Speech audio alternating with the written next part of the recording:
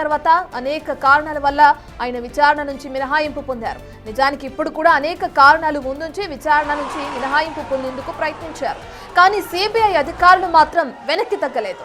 Discharge పిటిషన్లపై రోజువారీ విచారణ జరుగుతుందని, ఆయన ప్రత్యక్షంగా హాజరు కావాల్సిందేనని వాదించారు. దీంతో కోర్టు ఈ నెల 21న ఆయన వ్యక్తిగతంగా హాజరు కావాల్సిందేనని ఆదేశించింది. ఇక ఒకరోజు ముందుగానే ఆయన కోర్టుకు హాజరవుతున్నారు.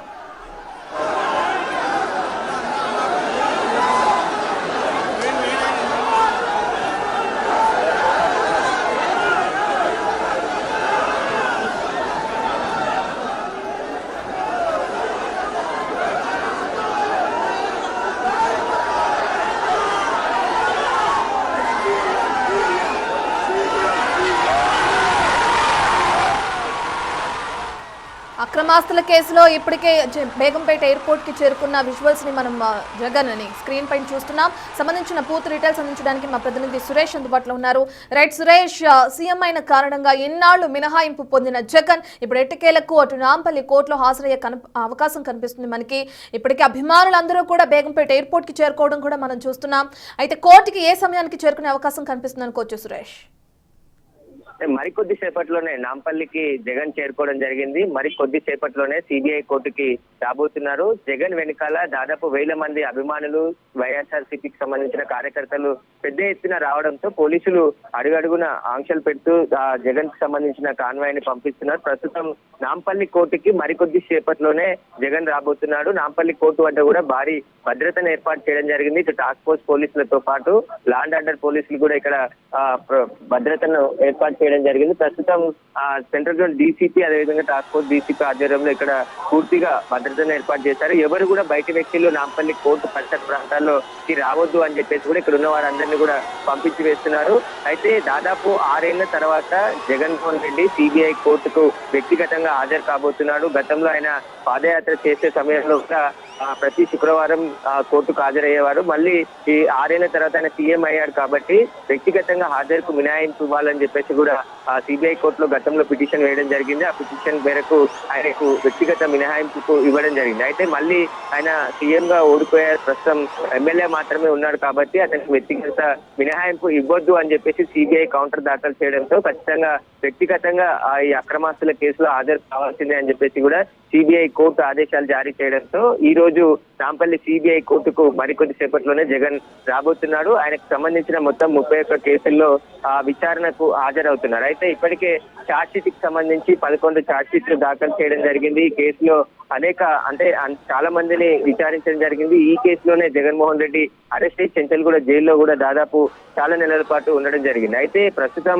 ఈ కేసుకు సంబంధించి హాజరు కాబోతున్నాడు కాబట్టి వ్యక్తిగతంగా హైదరాబాద్ కి ఇటు ఏపీతో పాటు తెలంగాణకు సంబంధించిన జగన్మోహన్ రెడ్డి అభిమానులు భారీగా చేరుకోవడంతో ఎక్కడ ఎలాంటి అవాంఛనీయ ఘటనలు జరగకుండా పోలీసులు అయితే భారీ భద్రతను ఏర్పాటు చేయడం జరిగింది. ప్రస్తుతం The person you are speaking with has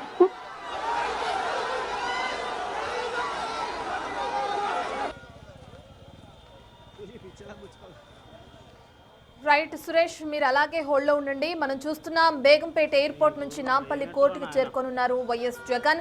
చాలా ఏళ్ల తర్వాత ఆయన ఇప్పుడు ప్రత్యక్షంగా అటు నాంపల్లి కోర్టులో హాజరవుతున్నారని మనం చెప్పుకోవచ్చు.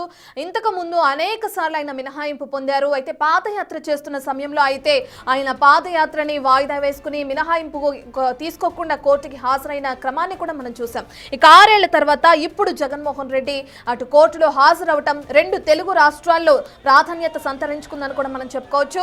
2013 నుంచి కూడా ఆదాయానికి మించిన ఆస్తుల కేసులో జగన్ ఒక పక్కన బెయిల్లో ఉన్నారు.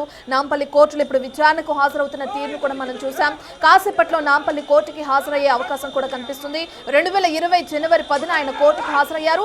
మళ్ళీ ఇన్నాళ్ల తర్వాత ఇప్పుడు ఈ కోర్టుకి హాజరు కానున్న నేపథ్యంలో ప్రాధాన్యత సంతరించుకుందని కూడా మనం చెప్పుకోవచ్చు.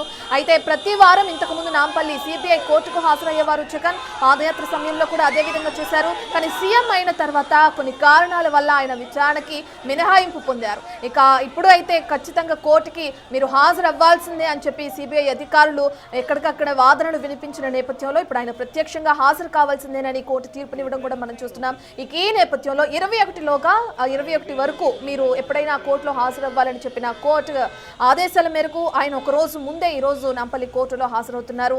దీంతో ఏ విధంగా విచారణ జరుగుతుందని చెప్పుకోవచ్చు, లేదంటే ఏ విధంగా వాదోపవాదనలు జరిగే అవకాశం ఉందో కూడా తెలిసే అవకాశం కనిపిస్తుంది. రైట్ సురేష్, ఇప్పటికే మనం చూస్తున్నాం ఎయిర్పోర్ట్ నుంచి నాంపల్లి కోర్టుకి వెళ్తున్నారు వైఎస్ జగన్. అయితే ఎటువంటి వాదోపవాదనలు జరిగే అవకాశం కనిపిస్తుంది నాంపల్లి కోర్టులో?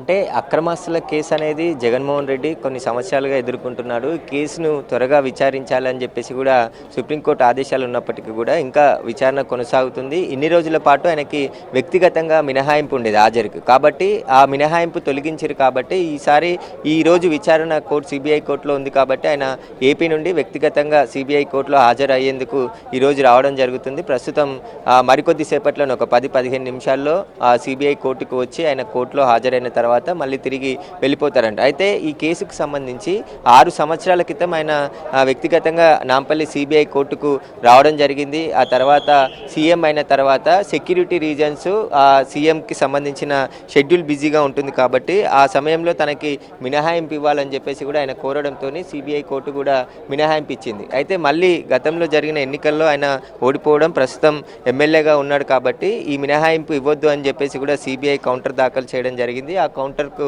అనుగుణంగా సిబిఐ కోర్టు కూడా ఖచ్చితంగా వ్యక్తిగతంగా సిబిఐ కోర్టులో హాజరు కావాల్సిందే అని చెప్పేసి కూడా జగన్కు ఆదేశాలు జారీ చేసింది. ఆ ఆదేశాల మేరకే ఈరోజు జగన్మోహన్ రెడ్డి సిబిఐ నాంపల్లి కోర్టుకు హాజరవ్వేందుకు ప్రస్తుతం వస్తున్నారు. అయితే మరికొద్ది సేపట్లో ఇక్కడికి వచ్చిన తర్వాత సిబిఐ కోర్టులోకి ఆయన వెళ్ళి ఈ కేసుకు సంబంధించి వ్యక్తిగతంగా హాజరు కాబోతున్నాడు. ఆ తర్వాత తిరిగి వెళ్తారు. అయితే ఈ కేసుకు సంబంధించి కూడా గత కొన్ని సంవత్సరాల నుంచి ఇన్వెస్టిగేషన్ చేస్తున్నారు. అనేక సంబంధించి జగన్మోహన్ రెడ్డికి సంబంధించిన కంపెనీల్లో అక్రమంగా పెట్టుబడులు పెట్టారు.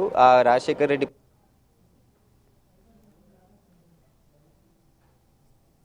నమోదు చేయడం జరిగింది కాబట్టి ప్రస్తుతం ఈ కేసుకు సంబంధించి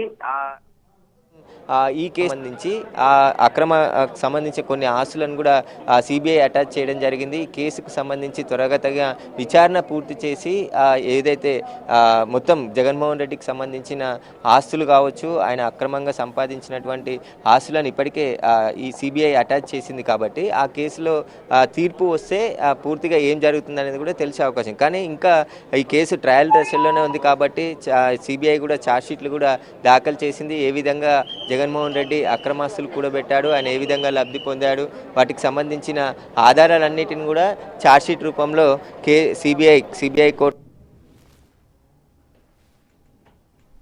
హాజరు కాలేదు కాబట్టి జగన్మోహన్ తరఫున న్యాయవాదులు కోర్టులో హాజరవుతున్నవారు. ఈ రోజు కూడా జగన్మోహన్ రెడ్డికి సంబంధించిన జగన్మోహన్ రెడ్డికి సంబంధించిన న్యాయవాదులు నాంపల్లి సిబిఐ కోర్టుకు చేరుకోవడం జరిగింది. ఆయన చివరిసారి 2020 జనవరి 10న కోర్టులో హాజరయ్యారు. ఆ తర్వాత మళ్ళీ కాలేదు. కాబట్టి ఈ నెల 21న వ్యక్తిగతంగా హాజరు కావాలని చెప్పారు. కానీ ఈరోజే సిబిఐ ప్రస్తుతం ఇంకా జగన్మోహన్ రెడ్డి బయట ఉంటున్నాడు కాబట్టి కోర్టు ఎదుట హాజరు కావాల్సి ఉంటుంది. కాబట్టి ఖచ్చితంగా ఇక్కడ ఆయన అభిమానులు కావచ్చు, వైఎస్ఆర్సీపీ కార్యకర్తలు వీరందరూ కూడా పెద్ద ఎత్తున వచ్చే అవకాశం ఉంటుంది. కాబట్టి ఖచ్చితంగా వారందరినీ కట్టడి చేయడానికి పోలీసులు ఉదయం నుంచే నాంపల్లి కోర్టు పరిసర ప్రాంతాల్లో ఆంక్షలు ఏర్పాటు చేసి ఖచ్చితంగా మొత్తం భారీ భద్రతను కూడా ఏర్పాటు చేయడం జరిగింది. కానీ బేగంపేట ఎయిర్పోర్ట్ కు పెద్ద ఎత్తున జగన్మోహన్ రెడ్డి అభిమానులు బేగంపేట ఎయిర్పోర్ట్ కు వైఎస్ఆర్సీపీ కార్యకర్తలు చేరుకోవడంతో అక్కడ ఒకసారిగా ఉద్రిక్త పరిస్థితులు నెలకొన్నాయి. కాబట్టి కోర్టు దగ్గర అలాంటి పరిస్థితులు మళ్ళీ కాకుండా ఇక్కడ పోలీసులు అయితే భారీ భద్రతను అయితే ఏర్పాటు చేశారు. నాంపల్లి గేట్ కూడా క్లోజ్ చేయడం జరిగింది. కేసుకు సంబంధించిన ఎవరైతే వ్యక్తులు ఉంటారో వారిని తప్ప, అడ్వకేట్స్ని తప్ప ఇంకా మిగతా వారిని ఎవరిని కూడా కోర్టులో కూడా అనుమతించట్లేదు. కోర్టు వద్ద భారీ భద్రతని ఏర్పాటు చేయడం జరిగింది. అయితే మొత్తం 31 కేసుల్లో జగన్మోహన్ తెలపడం జరిగింది. ఇక డిశ్చార్జ్ పిటిషన్ పై కూడా రోజువారీ విచారణ జరుగుతుంది. అయితే నిందితులు ఖచ్చితంగా వ్యక్తిగతంగా హాజరు కావాల్సి ఉంటుందని చెప్పేసి కూడా సిబిఐ కోరడంతో ఖచ్చితంగా సిబిఐకి సంబంధించి కేసు ఎదుర్కొంటున్నాడు జగన్మోహన్ రెడ్డి. దీనికి సంబంధించి ఇప్పుడు వ్యక్తిగతంగా హాజరు కి సంబంధించే ఇప్పుడు వ్యక్తిగతంగా హాజరు కాబోతున్నారు. అయితే ఇన్ని రోజుల పాటు దాదాపు అంటే వీడియో కాన్ఫరెన్స్ ద్వారా కూడా హాజరయ్యేందుకు మినహాయింపు ఇవ్వాలని కోరినప్పటికీ కూడా జగన్, కానీ కోర్టు దానికి నిరాకరించింది. ఖచ్చితంగా విచారణకు హాజరు కావాల్సిందే అని చెప్పి